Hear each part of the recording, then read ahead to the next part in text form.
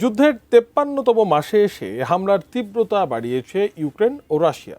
এই সংঘাতে জেলেনস্কি বাহিনীকে নাস্তানাবুদ করতে ইউক্রেন সীমান্তে নতুন করে যোগ দিচ্ছে 5 লাখ রুশ সেনা।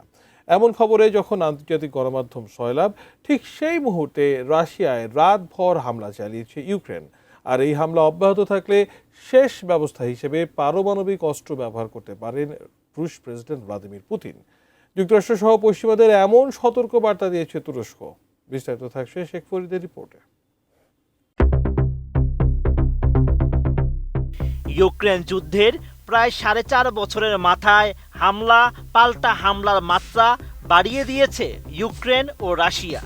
সেই সঙ্গে রণকৌশলে পরিবর্তন এনেছে ক্রেমলিন। যুদ্ধের এমন পরিস্থিতিতে রাশিয়ায় একের পর এক ড্রোন ক্ষেপণাস্ত্র হামলা চালিয়ে যাচ্ছে ইউক্রেন। জেলেনস্কি বাহিনী এই হামলা অব্যাহত রাখলে আরও ভয়ঙ্কর হয়ে উঠতে পারেন রুশ প্রেসিডেন্ট ভ্লাদিমির পুতিন। এমনকি ড্রোন ও ক্ষেপণাস্ত্র হামলার মুখে শেষ ব্যবস্থা হিসেবে পারমাণবিক হামলা চালাতে পারেন পুতিন। যুক্তরাষ্ট্রসহ পশ্চিমাদের এমন সতর্ক বার্তা দিয়েছেন তুর্কি পররাষ্ট্রমন্ত্রী হাকান ফিদান। উন্নত মানের কাঁচামাল আরআইএল অ্যাঙ্গেল এন্ড চ্যানেল, এখন কাঠের দিন শেষ, আরআইএল এর বাংলাদেশ। তুরস্কের সংবাদ সংস্থা আনাদোলু এজেন্সির এক অনুষ্ঠানে রাশিয়ার পারমাণবিক সক্ষমতার কথা তুলে ধরে এমন মন্তব্য করেন তুর্কি পররাষ্ট্রমন্ত্রী ফিদান। আরও জানান, সম্মুখ ভাগের যুদ্ধ যখন ধ্বংসাত্মক লড়াইয়ে রূপ নেয়, তখন প্রশ্নটা আর যুদ্ধে জয় পরাজয়ের মধ্যে থাকে না, বরং জাতি হিসেবে অস্তিত্ব টিকিয়ে রাখার উপর এসে পড়ে। তখন হাতে থাকা শেষ সুযোগটিই ব্যবহার করবেন রুশ প্রেসিডেন্ট। ইউক্রেন যুদ্ধের পরিস্থিতি অত্যন্ত উদ্বেগজনক মন্তব্য করে তুর্কির শীর্ষ কূটনীতিক জানান, বিষয়টি নিয়ে এরই মধ্যে পশ্চিমা নেতাদের সঙ্গে আলোচনা হয়েছে।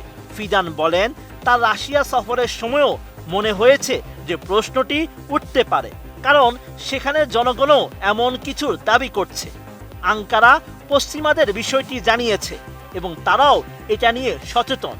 এটি অত্যন্ত বিপজ্জনক একটি পরিস্থিতি। মানুষ যে বিষয়ে ভাবছে যে ঘটবে না, শেষ পর্যন্ত সেগুলোই ঘটে যায়।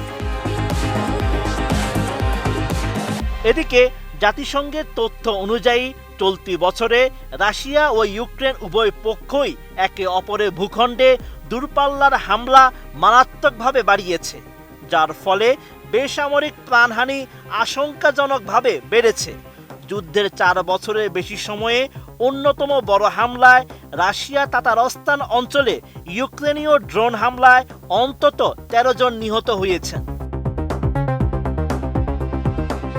অন্যদিকে ইউক্রেনের উপরও রক্তক্ষয়ী হামলা চালিয়ে 4টি গ্রাম দখল করেছে রাশিয়া।